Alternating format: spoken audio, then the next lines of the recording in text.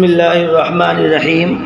28ویں پارے کا خلاصہ، احکام و پیغام، اسلامی طرز عمل، نبیوں کے قصے، امثال و عبرت کی روشنی میں 28واں پارہ کا آغاز سورہ مجادلہ سے ہوتا ہے۔ سورہ مجادلہ میں اللہ تعالیٰ نے آئینی زندگی سے متعلق ایک انتہائی اہم مسئلے کا ذکر کیا ہے۔ زمانے جاہلیت میں اگر کوئی مرد اپنی بیوی کو ماں کہہ دیتا یا اس کی پشت کو اپنی ماں کی پشت کی طرح کہہ دیتا تو اس کی بیوی ہمیشہ کے لیے اس پر حرام ہو جاتی تھی۔ اسلام نے اس حکم کو باقی رکھا۔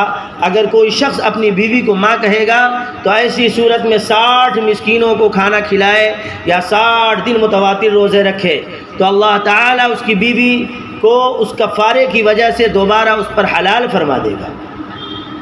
اس بارے میں اللہ تعالیٰ نے اس امر کی سختی سے تلقین فرمائی ہے کہ کوئی شخص رسول اللہ صلی اللہ علیہ وسلم کی موجودگی میں سرگوشی میں بات نہ کرے۔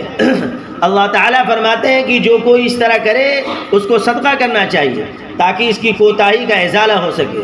یہاں سے ایک بات یہ بھی سمجھ میں آئی کہ اللہ والوں کی مجلسوں میں بھی جائے تو جو آدمی جو ادھر ادھر بات نہ کرے بلکہ اللہ والوں کی مجلس میں بیٹھ کر کے دین کی بات سنے۔ عالم علماء کی مجلسوں میں بھی جائے تو وہاں دین کی بات سنے۔ اگر کوئی بے ادبی ہو جائے تو صدقہ کرے۔ اس صورت میں اللہ تعالیٰ نے یہ بھی بتلایا کہ کائنات کے کسی بھی مقام پر اگر 2 اشخاص موجود ہو تو تیسرا ان کے ساتھ اللہ، اور اگر 5 ہو تو چھٹا ان کے ساتھ اللہ ہوتا ہے۔ یعنی کوئی شخص اللہ تعالیٰ کے علم قدرت، سماعت، بصارت، گرفت اور اختیار کے دائرے سے باہر نہیں نکل سکتا۔ اس صورت میں اللہ تعالیٰ نے محبت اور نفرت کا معیار بھی بتلایا کہ اللہ تعالیٰ سے محبت کرنے والا کوئی شخص ایسا نہیں جس کے دل میں اللہ تعالیٰ کے دشمن کے بارے میں محبت ہو۔ جس کے دل میں اللہ تعالیٰ کے لیے محبت ہے وہ ہمیشہ اللہ تعالیٰ کے دشمنوں سے نفرت کرتا ہے، چاہے وہ اس کا قریبی عزیز ہی کیوں نہ ہو۔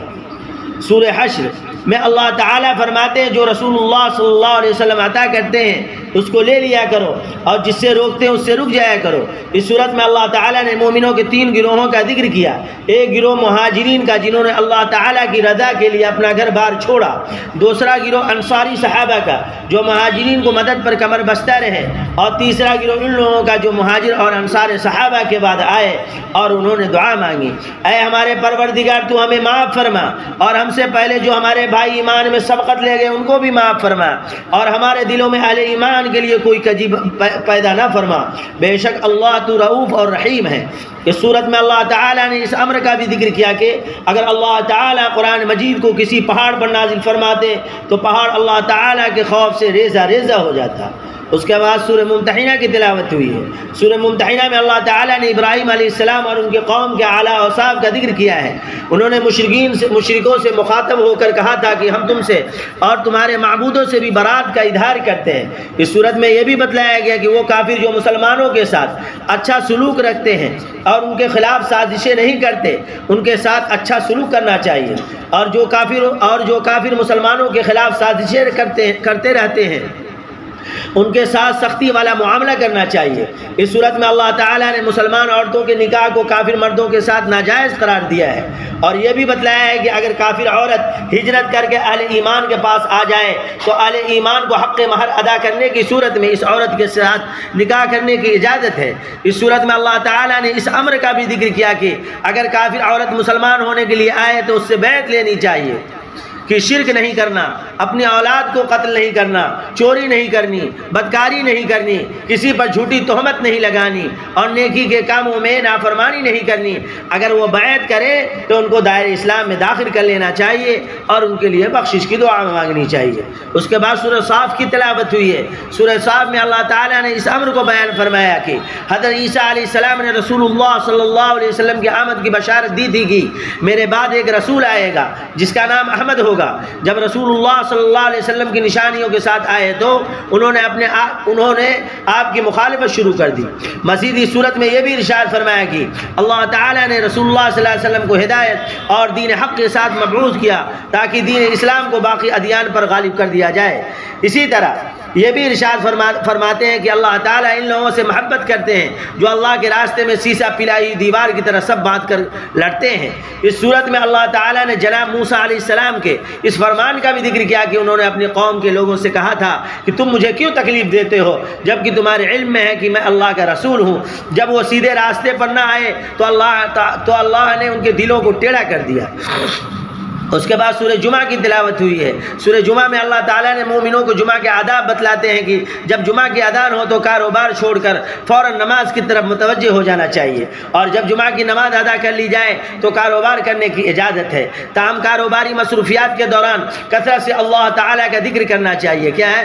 سبحان اللہ، الحمدللہ، استغفر اللہ۔ کاروبار کر بھی رہے ہیں، حساب کر بھی رہے ہیں، پڑھ بھی رہے ہیں، اس کاروبار میں برکت ہوگی۔ آج کل آدمی لکھنے پڑھنے میں ہے مگر جو ہے وہاں پہ اللہ کا ذکر نہیں کرتا ہے، کاروبار میں تنزلی شروع ہو جاتی ہے۔ کام کرتے رہیں، استغفر اللہ، صلی اللہ علیہ وسلم، سبحان اللہ پڑھتے رہیں، اس کے بعد دیکھیں کاروبار میں کتنی خیر و برکت اور ترقی ہوتی ہے تاکہ انسان کامیاب ہو جائے۔ ساتھ ہی اللہ تعالیٰ نے یہ بھی بتلایا کہ بعض لوگ تجارت اور لہو و لعب کی وجہ سے جمعہ اور نماز کو بھول جاتے ہیں، حالانکہ جو اللہ تعالیٰ کے پاس ہے وہ تجارت اور لہو و لعب سے بہت بہتر ہے اور اللہ بہترین رزق دینے والے ہیں۔ اس کے بعد سورہ منافقون کی تلاوت ہوئی ہے۔ سورہ منافقون میں اللہ تعالیٰ نے اس امر کا ذکر کیا ہے کہ منافق رسول اللہ صلی اللہ علیہ وسلم کے پاس آ کے زبان سے شہادت دیتے تھے کہ آپ اللہ کے رسول ہیں۔ اللہ تعالیٰ ارشاد فرماتے ہیں کہ اللہ کو پتہ ہے کہ آپ اس کے رسول ہیں، لیکن اللہ گواہی دیتا ہے کہ منافق جھوٹ بولتے ہیں۔ منافق لوگ کیا ہوتا ہے؟ سامنے چاپلوسی کرے گا، پیٹھ پیچھے برائی کرے گا، یہی تو منافق ہے۔ اس کے بعد اللہ تعالیٰ نے یہ بھی ذکر کیا کہ دنیا کا مال اور دولت اور ان کے جسموں کی کیفیت دیکھ کر انسان متاثر ہوتا ہے، لیکن منافقوں کے لیے آخرت میں کچھ بھی نہیں۔